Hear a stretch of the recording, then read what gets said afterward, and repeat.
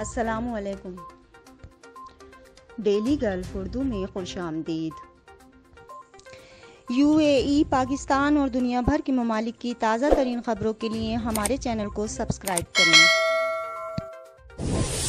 متحدہ عرب امارات میں کرونا وائرس کے نئے کیسز کا اعلان۔ متحدہ عرب امارات میں 12 اکتوبر بروز پیر کرونا وائرس کے 1064 نئے کیسز ریکارڈ، جبکہ امارات کی وزارت صحت کی جانب سے جاری اعداد و شمار کے مطابق متاثرین کی مجموعی تعداد 1,07,293 تک جا پہنچی ہے۔ پچھلے 24 گھنٹوں میں 1,271 صحتیابیوں کے بعد صحتیابیوں کی کل تعداد 55,598 ہو گئی ہے۔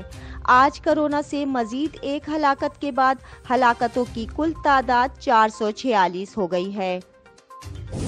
امارات میں مقیم افراد چھتریاں اور رین کوٹ نکال لیں۔ 16 اکتوبر سے برسات کا سیزن شروع ہو رہا ہے۔ متحدہ عرب امارات میں ہر سال جھلسا دینے والی گرمی پڑتی ہے، جس کی وجہ سے ہر کوئی گرمیوں کے سخت مہینے جلد سے جلد گزر جانے کی دعائیں مانگتا ہے اور خوشگوار دنوں کی آس لگا لیتا ہے۔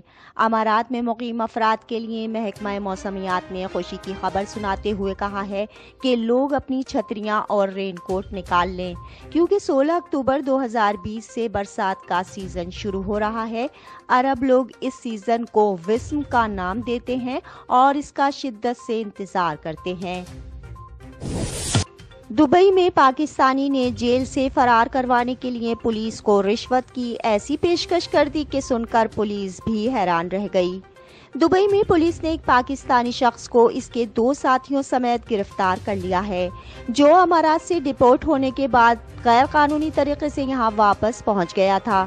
اس 40 سالہ ملزم نے بردبئی تھانے میں لائے جانے کے بعد پولیس آفیسر کو پیشکش کی کہ اگر وہ اسے پولیس اسٹیشن سے فرار ہونے دے تو وہ اسے 50,000 درہم، مرسڈیز، رولیکس گھڑی اور ماہانہ تنخواہ بھی بطور رشوت دے گا۔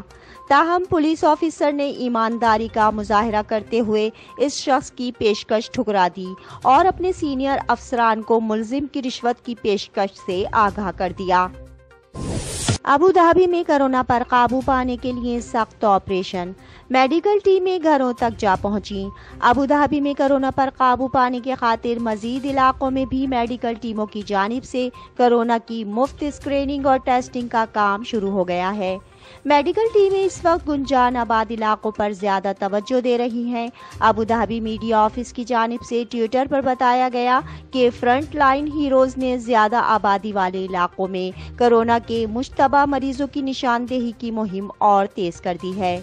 لوگوں کو ان کے گھروں پر مفت ٹیسٹنگ کی یہ سہولت بھری مہم ابوظہبی ڈپارٹمنٹ آف ہیلتھ، سیاحہ، ابوظہبی پولیس اور رضاکاروں کے باہمی تعاون سے چلائی جا رہی ہے۔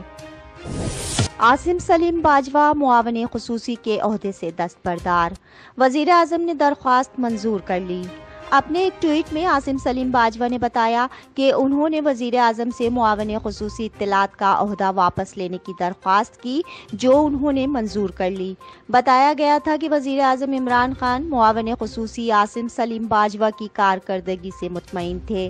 انہوں نے عاصم سلیم سے کام جاری رکھنے کا کہا، تاہم عاصم سلیم باجوہ نے اضافی عہدے سے دستبردار ہونے کی درخواست کی تھی، جو اب منظور کر لی گئی۔ وہ بطور چیئرمین سی پیک اتھارٹی کام کرتے رہیں گے۔ اماراتی بینک نے وینٹی لیٹر پر رہنے والے کرونا مریض پر بڑی مہربانی کر دی۔